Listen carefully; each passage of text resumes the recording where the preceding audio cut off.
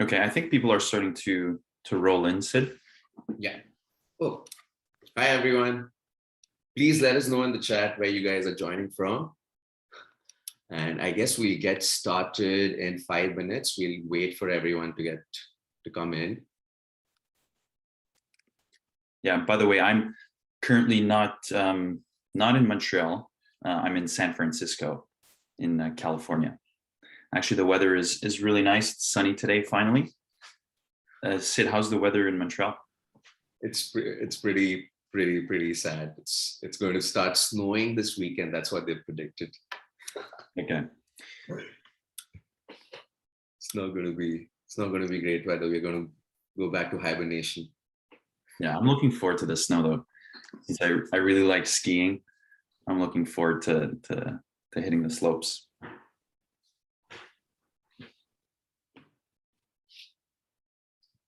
Curious to know where's everyone joining from. Feel free to let us know in the chat.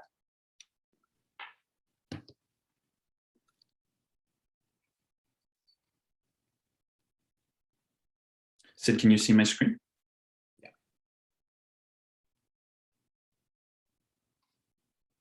Oui.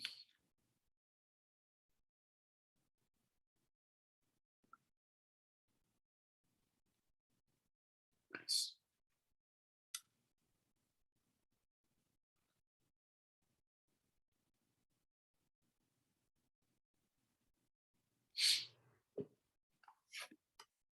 Yeah, let us know in the chat where you guys are joining from. I see that there's someone from Toronto, Mihika from India.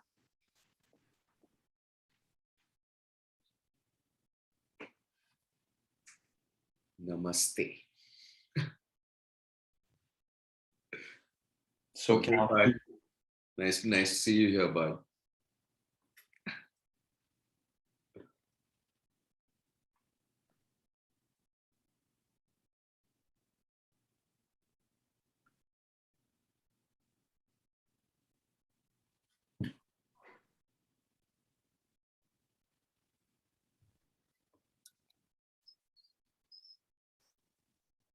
Oh, great to see you, Mike.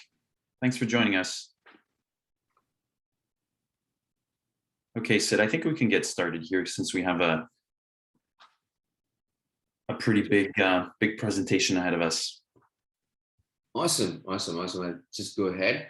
So hello, everyone. Happy Wednesday to each one of you. I hope everyone's having a fantastic week. And thank you so much again to join us today. We have an exciting webinar lined up for you guys. Let me quickly introduce myself. I'm Siddharth. I'm the Director of Accounts here at Ubico. As someone who's passionate about RevOps, super excited to see what's in store today.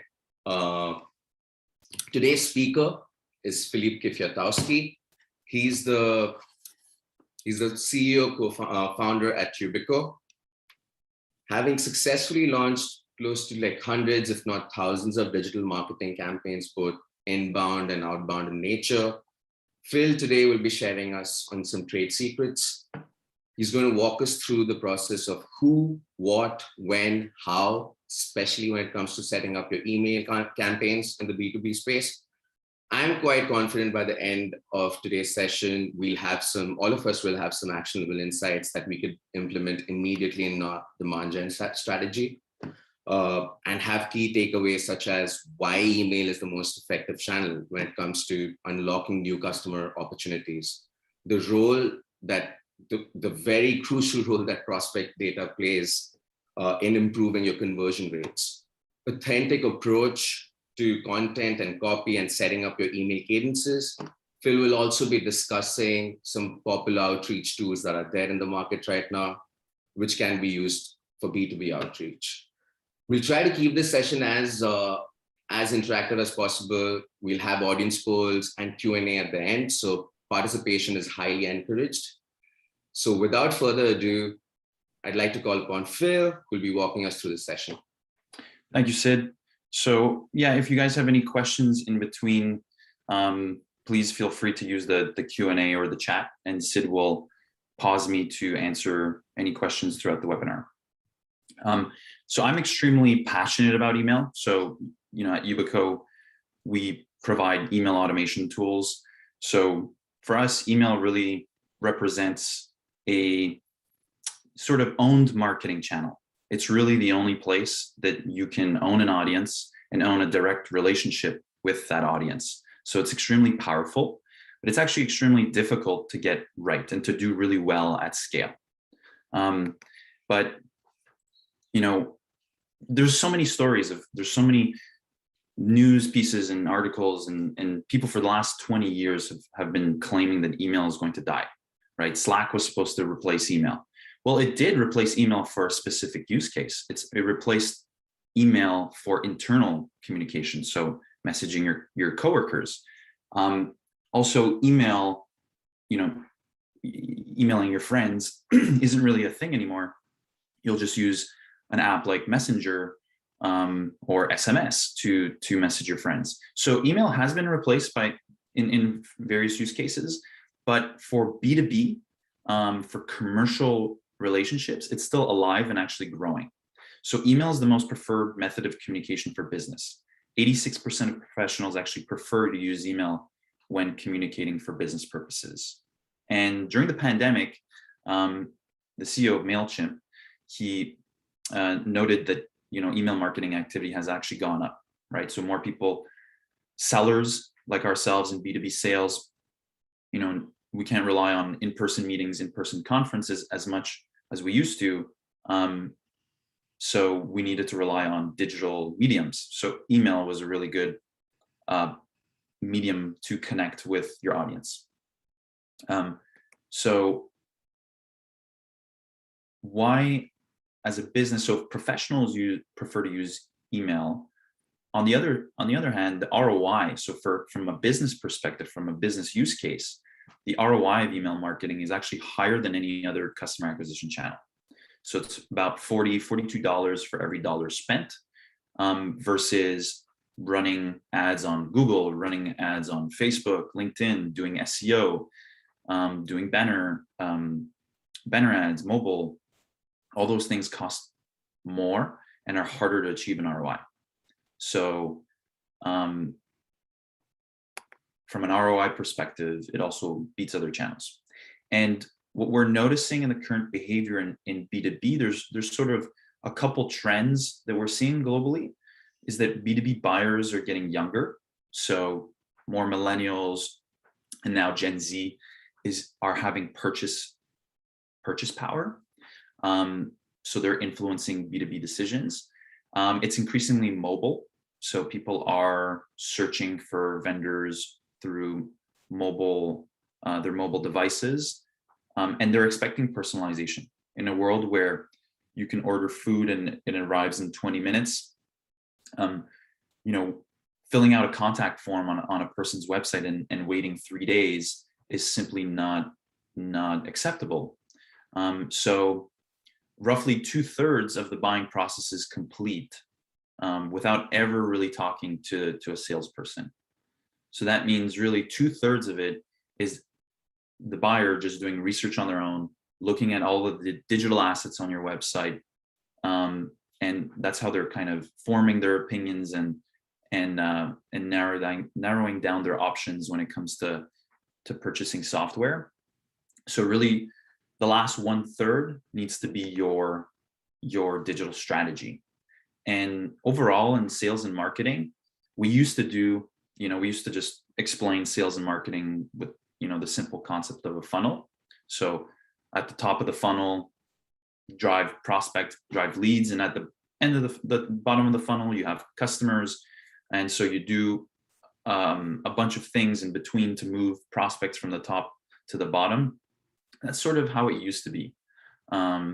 Today, really, sales and marketing, especially the most effective and modern go-to-market strategies, they've shifted to personalized account-based marketing. So it's essentially flipping the funnel. So you start first with really, really narrowing down on who your ideal customer profile is. So your ICP, figuring out what are all the intent data, what are all the data points that make up that ideal customer profile, and then drive them down the funnel through an account-based marketing approach. So it's really, there's an emphasis on quality over quantity. And a lot of companies nowadays still rely on mass volume approaches. So doing a lot of cold calling, doing mass emails, those approaches simply don't work nowadays. So I wanted to poll the audience and ask you guys, so we're using something called Slido. All you really have to do is open your camera app and take a picture of the QR code, and then it'll allow you to vote on this question. So my question to you guys is, what is your top performing channel for customer acquisition? So we have SEO content, paid ads, email, cold calling, display ads, or referrals. So I'm going to give you guys about a couple minutes here, maybe 2-3 minutes for everyone to vote.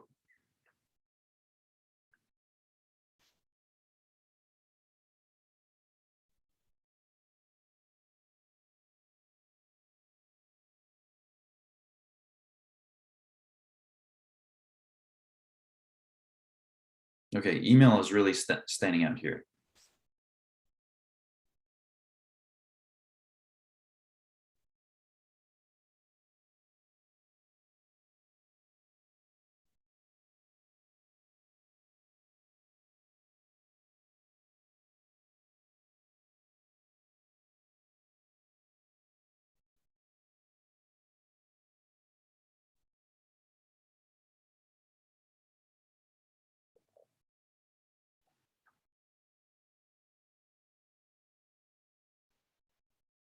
Interesting.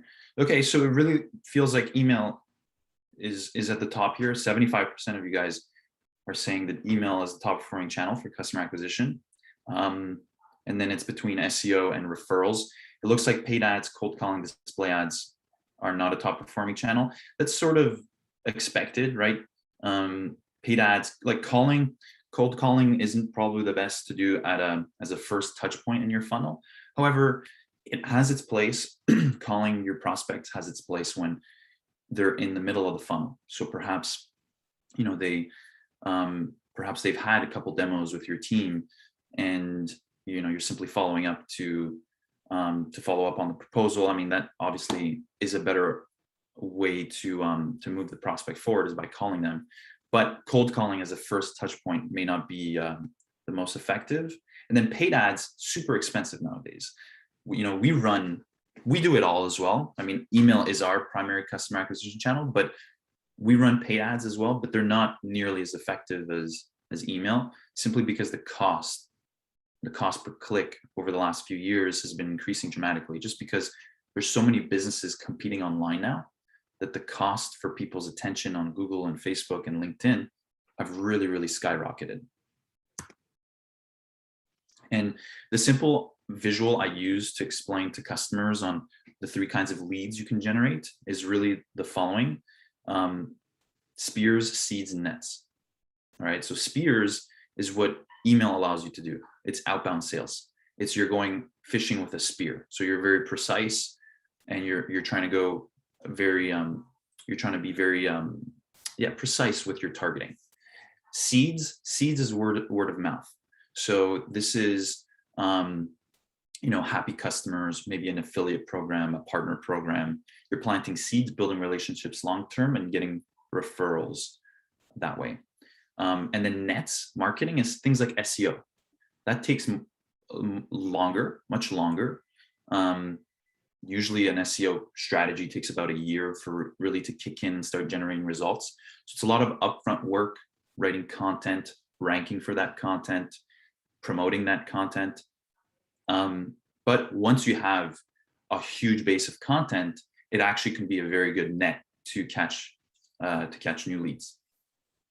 So those are the ways we look at it. Really, three types of leads, and then email. Email really helps you do outbound sales, and it provides a way to do it in a repeatable fashion. Okay, so that was sort of the first part of the presentation that I wanted to talk about, was why email is important. And then now let's go into data and prospecting. So really the foundation of being able to do this right. The framework I like to use is the build, measure, learn cycle, right? So this is taken from the lean startup methodology. So build is build products or features, measure how customers respond to those new products or features, and then learn whether to pivot or persevere. So in our world, it's build campaigns, launch campaigns, right? Figure out a target profile, figure out messaging, just launch the experiment. Then you can quickly measure how customers respond. And what's great is that this is very data driven. People will tell you exactly what they think of your messaging. You'll know exactly if it's working or not through looking at open rates and response rates. And so you'll learn whether to pivot or persevere. If you're getting a 20% response rate on a campaign, you know that that's working really well and you should continue. If you're getting a less than 1% response rate on a campaign, you know that it's not working, so you shouldn't continue. But personalization requires a strategy. So these are really the elements we look at. So personalization is really in the middle, but it requires these three elements: prospect, so prospect data, prospect information, timing of it, and the problem that you're solving. So when you're designing an outbound campaign, you're really trying to persuade someone to take action. So whether your conversion goal is to buy your product or service, or it can be signing up for a demo, simply talking with a sales rep, recipients will really respond to your call to action only if you're speaking to them about something they actually care about. So without a strategy and without thinking of these three components, your email strategy is just a wild guessing game. And for inbound leads, at least you have some context based on their behavior. So they're subscribing to a newsletter, they're downloading a guide from your website. So you have some context. But with outbound, when you're trying to make that first contact, you don't actually have, most of the time, you don't have contextual clues. So you can't tell if someone's actually thinking about the problem or looking for the solution that you provide, because you don't really know who they are yet and you haven't established a relationship yet. So how do you solve for that? Well, it turns out you can, and it's called intent data. So with intent data, you can find out which companies are actively looking at your solution. Okay, so we'll look at intent data. Really, so when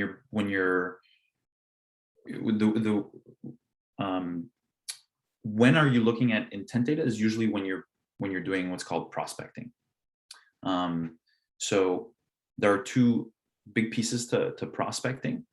The first is identifying your ideal customer profile and then building your list, and then discovering the uniqueness of each name on your list. So that's where the intent data kicks in.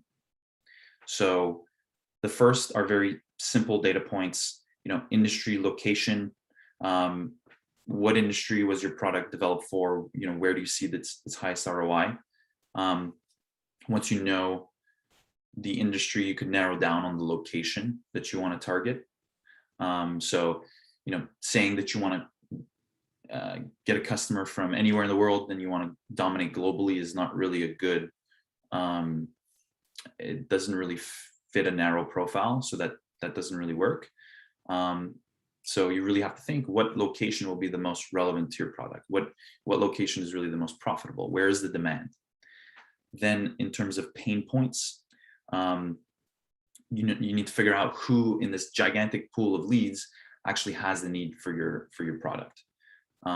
So To some extent, this may take a bit of guesswork, but you can eliminate a lot of this guesswork by honing in really on this target profile.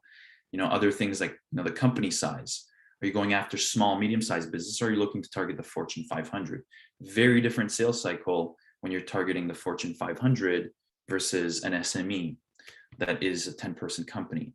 10-person company, usually you can get the attention of the owner, of the business owner.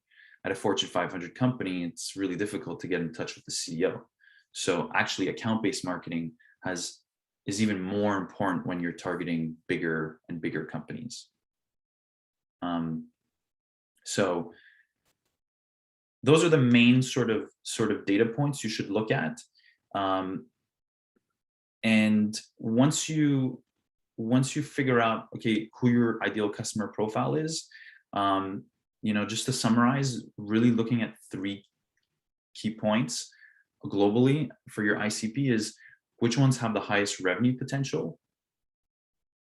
Okay, so which ones can be the most profitable long term? Which ones have the highest intensity of pain point and highest close rates? So really, that's how we determine the ideal customer profile. We look at those 3 factors: highest intensity of pain point, highest revenue potential, and highest close rate.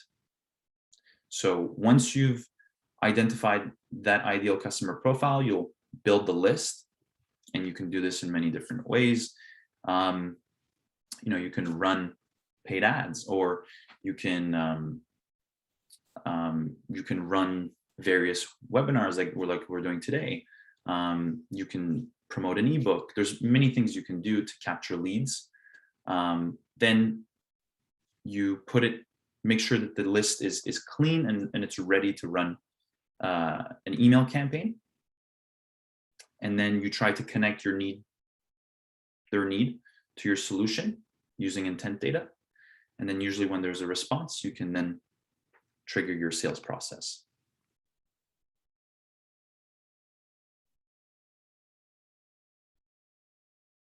So when we look at data points for B2B marketing, when we're looking to do personalization, we're looking at really 4 main categories of data. So the first 2 that we already touched on are firmographic and demographic.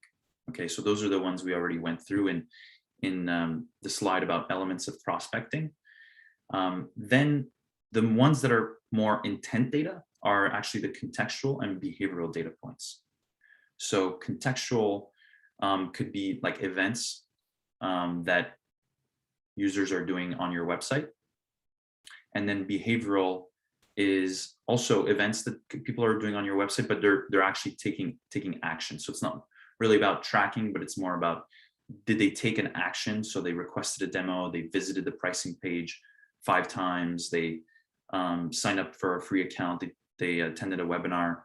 That's more of the behavioral data that is part of your intent data.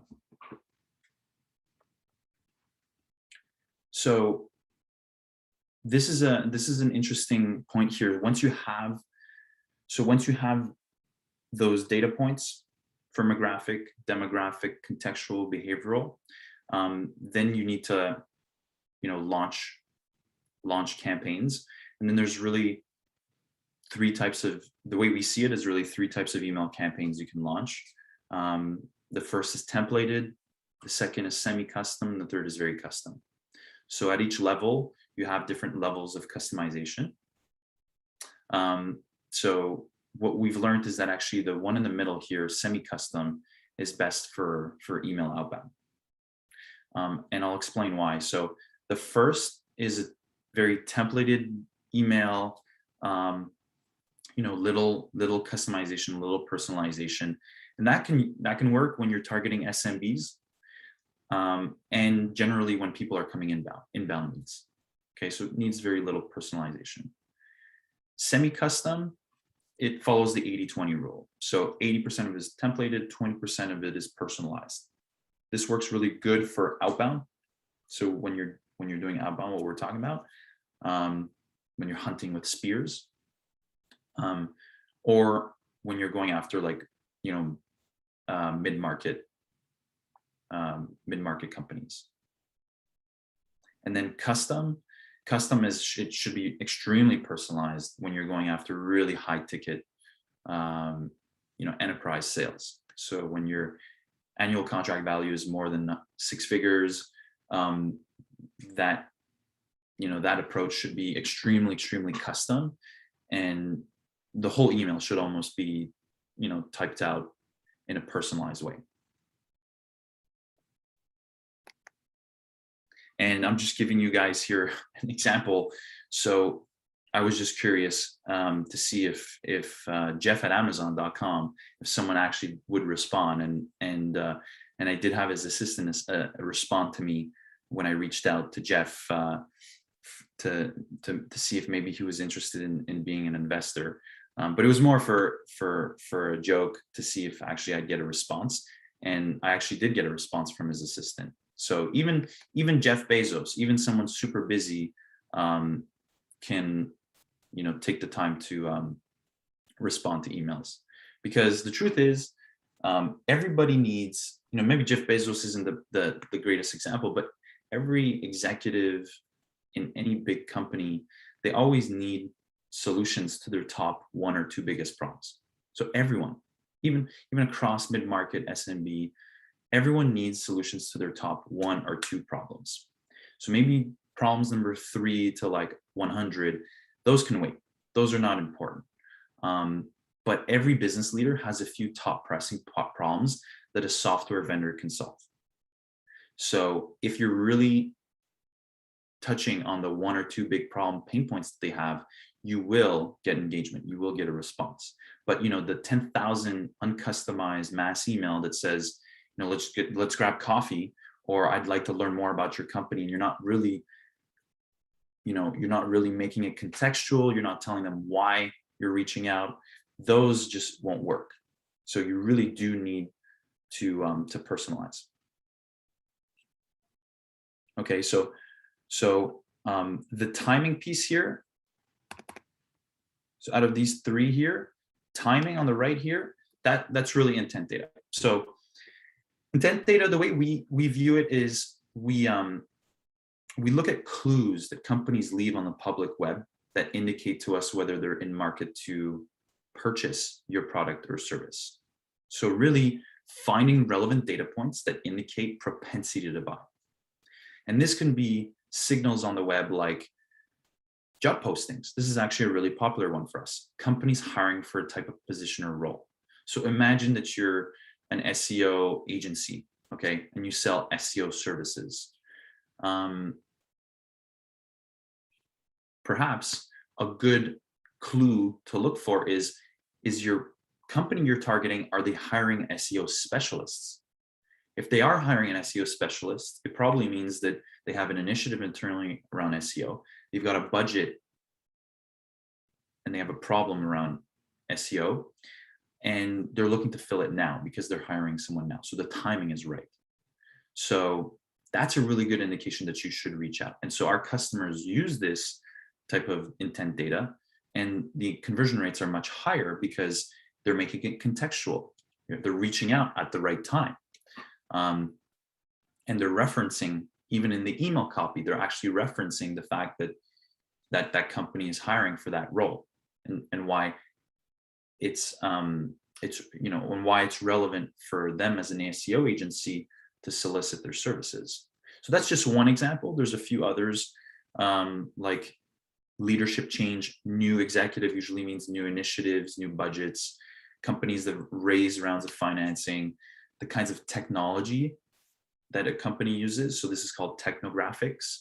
In our world, for example, Ubico's world is a company that adopts a CRM, like a Salesforce. That's great. And then usually the next step, there's a whole chain of solutions that they will look at after they adopt a CRM. Typically, after they adopt a CRM, they'll look at like a sales engagement platform or a sales intelligence tool. So there's a whole, so that's why knowing which companies adopt CRM is a good intent data point for us. So you can think of ways of how this can work for your approach and your solution. And then when you find these signals and when you find this intent data, it's good to find it, but then leverage it in your email copy. This is what creates that contextual message. This is what helps with personalization. So when someone posts a new LinkedIn post, you can reference it. A press release, a new product that company's launching, a blog post that they just released, a funding announcement that they just announced, new leader. You can get really, really deep in the personalization. I would argue this is a little on the hyper personalized side. So this is going very, very personalized. And like we saw, there's templated, semi-custom, and custom. You don't always need to do it this way. It doesn't actually always mean higher conversion rates. So sometimes you can get away with doing less personalization. So this is just an example to show you guys all the sorts of data points you can leverage in an email copy. And we ran this for one of our customers that sells a physio SaaS company, sells a SaaS platform for physiotherapists. And as you can see here, it doesn't leverage the same amount of data points here, but it still led to over 15% response rates. So just leveraging the first name, data point, the company name, and the value propositions.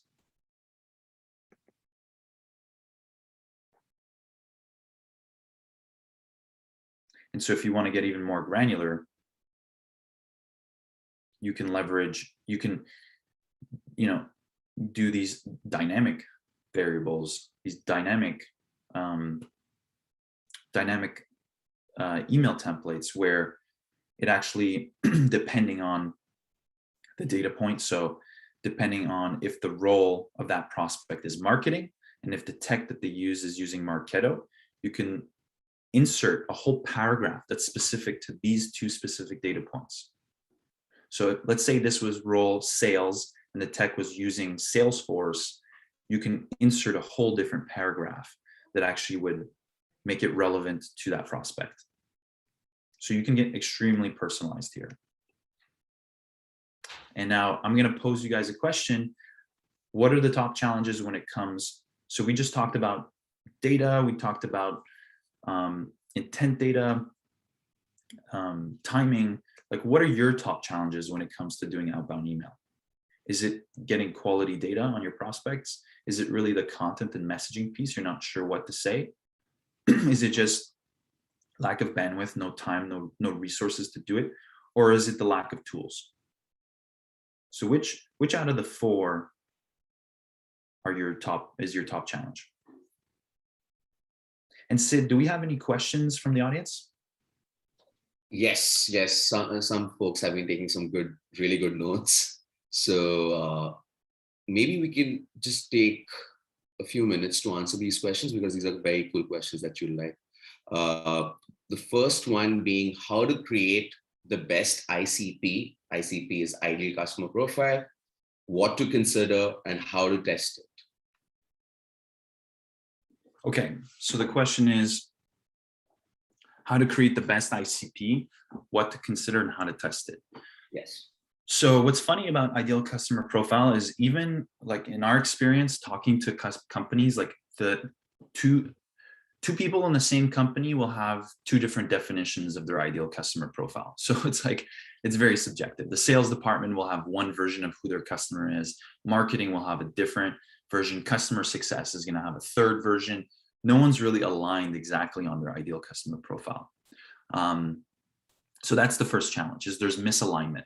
But what to consider to create that sort of alignment between marketing and sales is, I think, the three factors that I mentioned. So it's looking at which customer type has the highest revenue potential, the highest close rate, and the highest intensity of pain point. Which one feels the pain that you're solving for the most? Which one has the most pressing problem?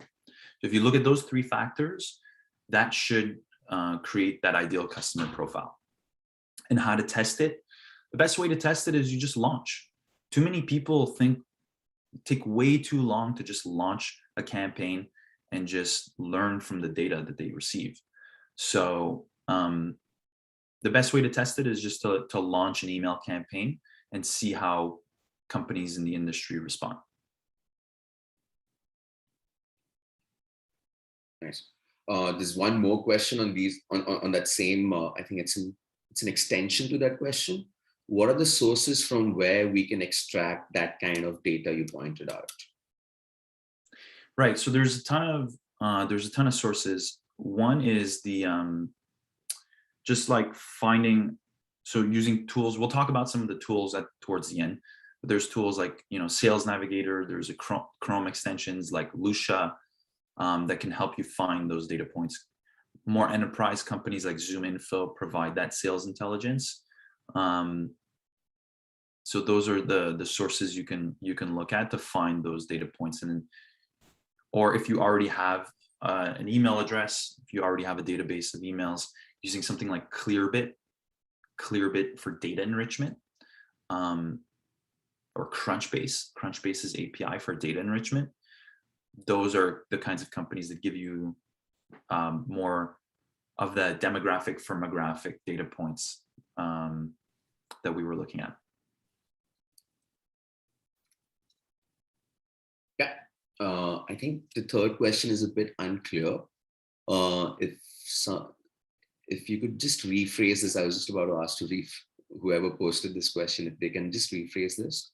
Why don't you keep some current data could make the prospecting faster for companies having a similar ICP?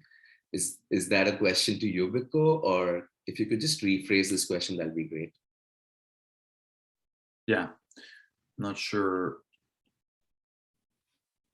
Yeah, I'm not sure I understand the question. So, okay, so it's cool that everybody here, most people answered that actually top challenges is content and messaging.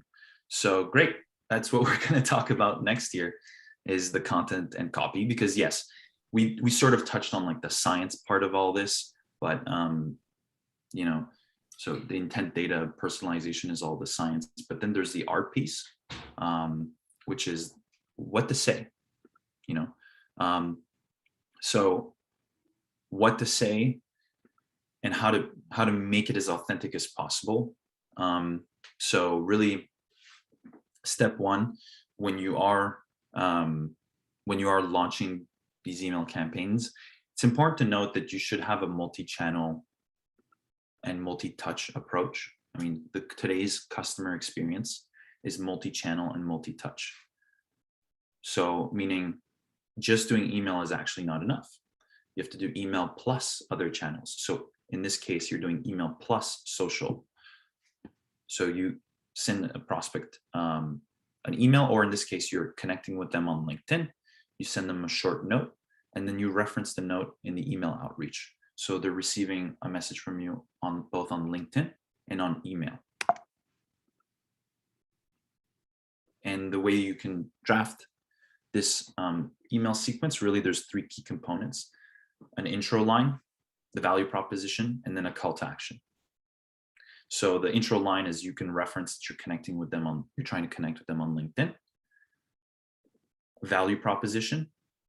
So what is your value proposition? And you can leverage one of the intent data points to, like, for example, the job postings we talked about. Hey, I saw that you were hiring for SEO specialists. We actually provide SEO services, and we act as an extension for all of your SEO needs. So you can use the intent data as a way to reinforce your value prop, and then a call to action. And then what's good to do as well is to do a self-test. Okay, how would you respond if you receive that email? So just send it to yourself and just read it and just go, okay, would I respond to an email like this? Does it sound human? What's kind of crazy is that we ran experiments, and sometimes companies that have like an email that has a typo will, like a grammatical mistake, a typo or grammatical mistake will actually seem more personal and seem less automated. So it'll actually increase the conversion rates. So I'm not recommending for people to make grammatical mistakes on purpose, but try to make it sound less robotic and make it sound more human. So less pitchy and more personal. And then once you have a good template, once you have a good email copy, really making it a template and then scaling it. So we'll touch on that, on how to create that scalability, that sales cadence that we call. So when you're thinking about the structure of the sales cadence, we do no less than 3 emails. So no less than 3 emails that are sent out to the same prospect, and no more than 7. So we actually see a huge increase in reply rates when we follow up after the first email. And then, of course, as I said, it's multi-touch, multi-channel. So introducing phone calls, social media touches as you're reaching out to them, as you're prospecting them, that helps improve the conversion rates. So these are just examples: phone calls, emails, in-mails. You can even tweet at them. We've seen customers do various types of things. For example, for if you're selling like a chatbot software, we've seen this, a chatbot software on the like the little chat bubble on the bottom right. We've had customers do like a dynamic screenshot where they'll take a screenshot of the company's website, put the chat bubble on the bottom right, and then make it seem as if this is what your website would look like with our software. And so that's what they would leverage inside of the outreach sequence. So they use a dynamic image to demo their product in an email that they sent. So that really helped improve the conversion rates. Now, mind you, this wasn't the first email that they sent. This is like the follow-up emails. So, and then this is why the follow-up emails are a better place to kind of do that type of dynamic personalization.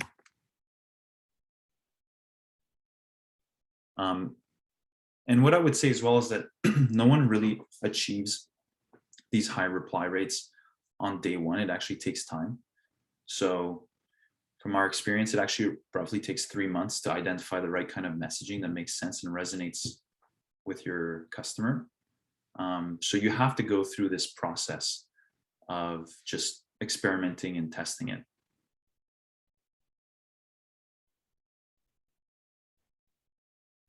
So reply follow-ups versus new threads. So reply follow-ups is simply inside of the same email chain. That's the reply follow-up. And if you do a new thread, that's usually because it has a different subject line and it creates a new thread altogether. So we don't recommend more than 3 emails for the same thread.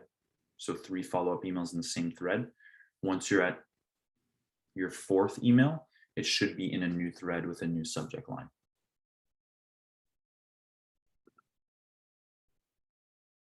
The timing of the email is really important. You shouldn't also send emails every single day. You should space them out. Like we said, 6 to 7 max in a 30-day period is actually ideal. You also don't want to send one email every 3 months, because that can be, you're not going to be top of mind. That's too much space in between, too much time in between.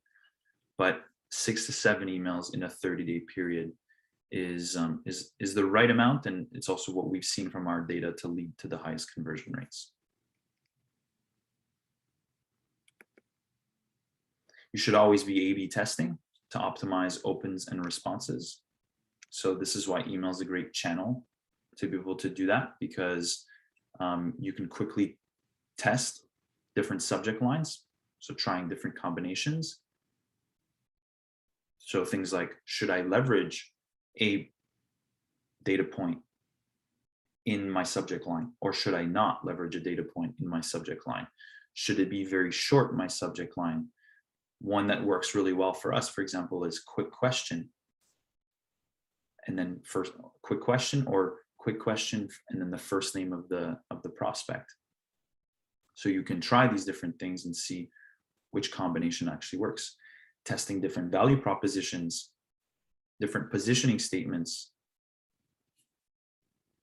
trying different intro lines, flattering versus non-flattering, personalized, extremely personalized versus not so personalized. It really depends on the industry and the service that you're selling.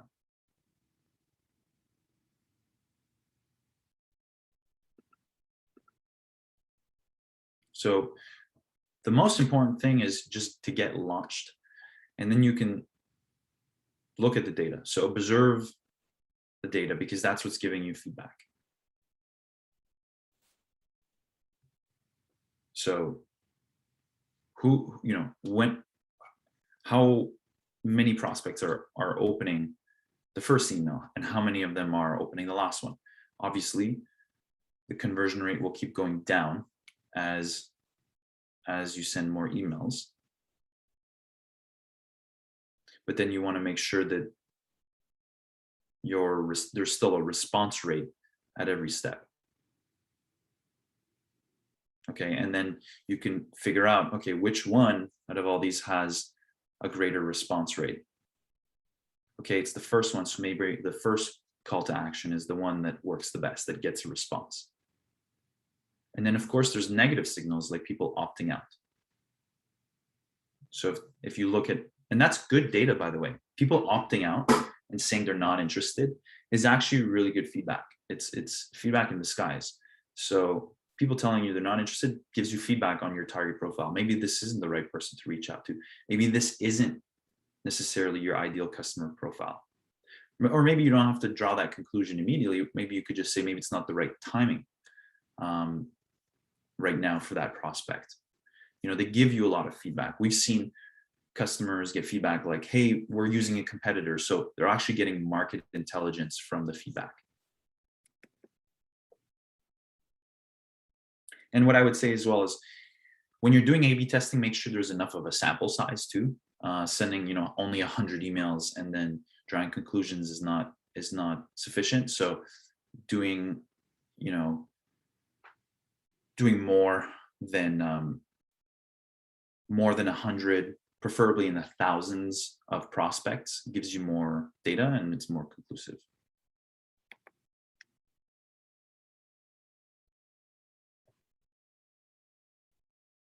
And then so at the end of the day, it really does depend on your sales cycle. So the number of touch points depends on the industry and the sales cycle. So for example, if you have a sales cycle that's around 6 months, don't try to nail that response rate in the first 2 weeks. Space out the touch points and create a varied cadence. So for example, sending out the first 2 emails in the first 3 weeks and then following up with some valuable content. Because your cadence of emails should be trying to map out the level of sophistication of your buyer. So trying to figure out if valuable content for them resonates with them or not. Sometimes it works for a product with a longer sales cycle, and sometimes it doesn't. So if you're in sales, there's the higher the annual contract value, the more complex the sales cycle. So obviously, if you're a company like Shopify and someone can come on your website and purchase the software for $40 per month, and they can put in their credit card and don't have to talk to a sales rep, that's a very low touch sales process. And so if you're versus the other side of the spectrum, which is you're selling something at 100,000, 150,000 per year, that is going to be a much longer sales cycle there's going to be a lot more stakeholders involved. And so your sales cadences are going to be spaced out over a longer period of time. So just to keep that in mind, all this needs to be relative to the industry you're in and your sales cycle. And so the final note here for you guys is, here are some suggested tools to actually help you with your outreach, with your email outreach. So in terms of data, I mean, LinkedIn, like LinkedIn Sales Navigator is a good place to get your contact data, your professional profiles, sales intelligence. You can use things like Datanyze to uncover targeted accounts and contacts and doing technographics, so those intent data signals we talked about. Then using tools like a Never Bounce to validate email addresses, Calendly to schedule calls, and then Outreach and Reply.io to use it as an email outreach and a sales automation tool. Or, shameless plug, you can just use Ubico, where we replace all these different tools and abstract all that work via workflows. So it doesn't matter what you choose at the end of the day. What matters is that you do use the tools and that you do, engage with prospects in a personalized way, because that at the end of the day is what's going to generate revenues.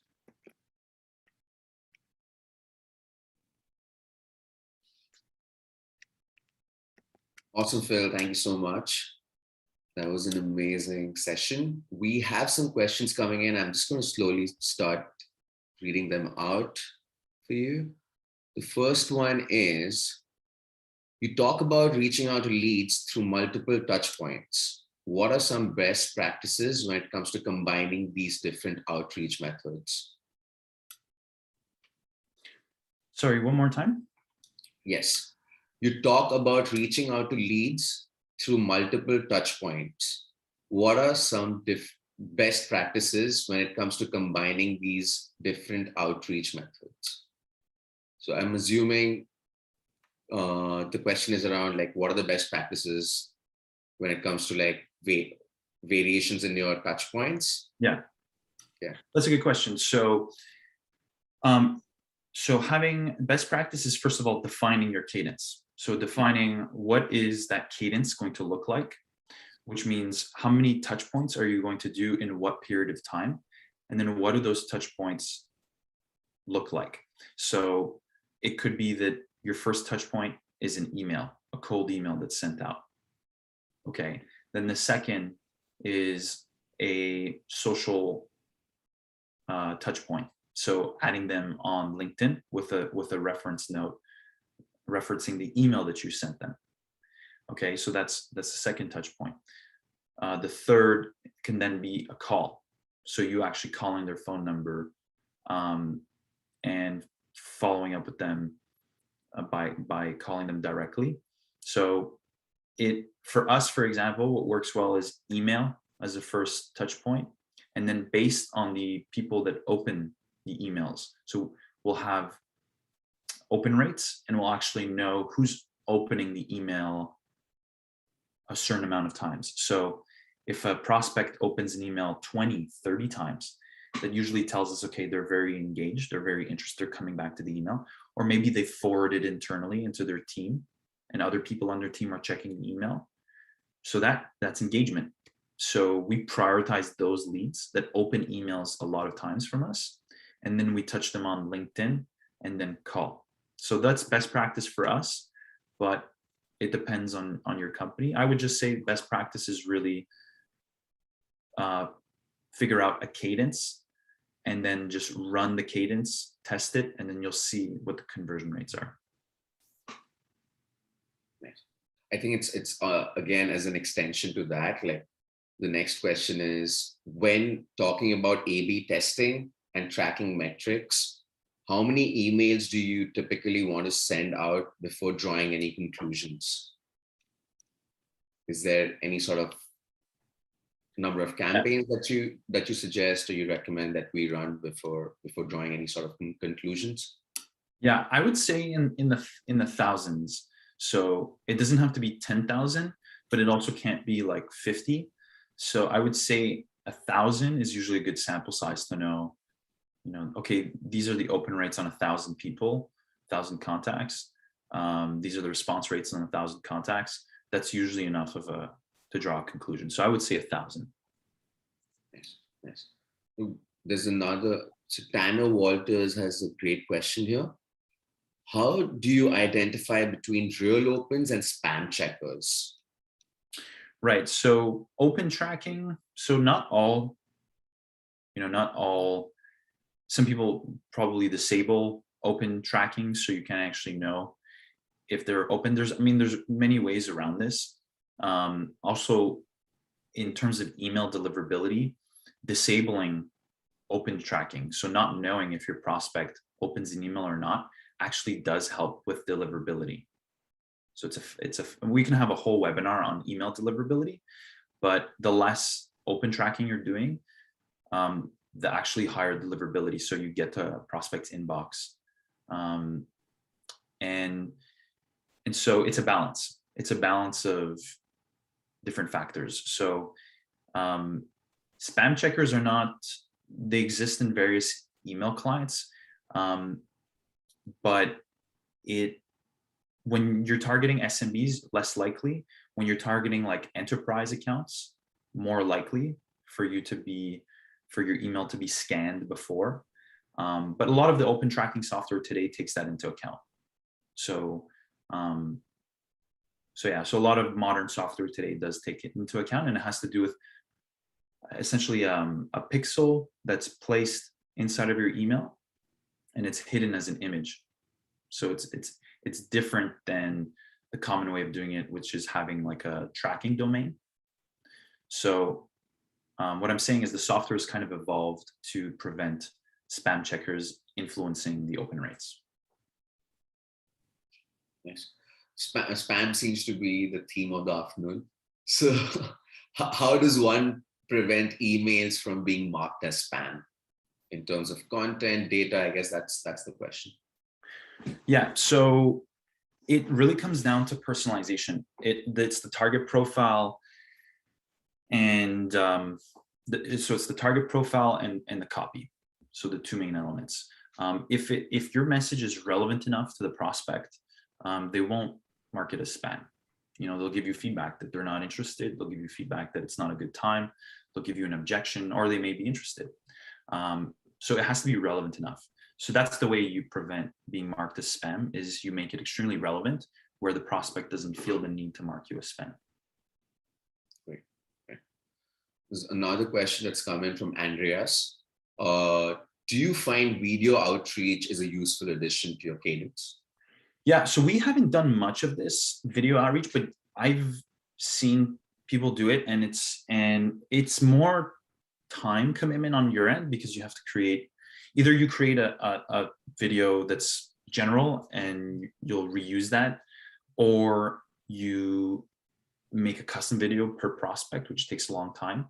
I would say yes, but not as your first email outreach. In the follow-ups, I think it's better suited in the follow-up emails, and that drives higher conversions than if you sent it as the first email. So that's what we found through our customers and through other people, that's what works the most, is adding video, but as a follow-up, but not as the first outreach.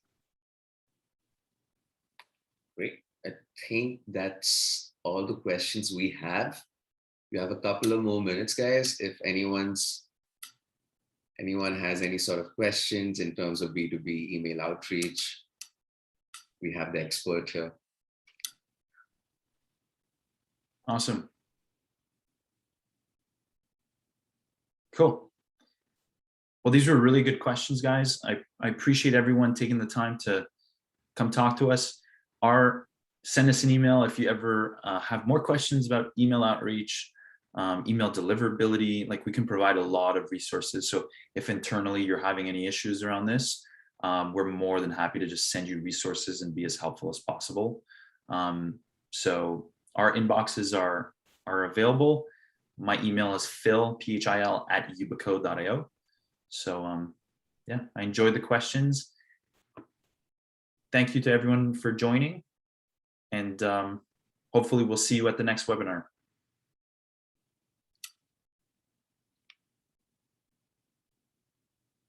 Take care, Sid. Yeah, amazing session, Phil. Thanks for this. And yeah, I'll see you in a bit, guys. Take care. Bye-bye.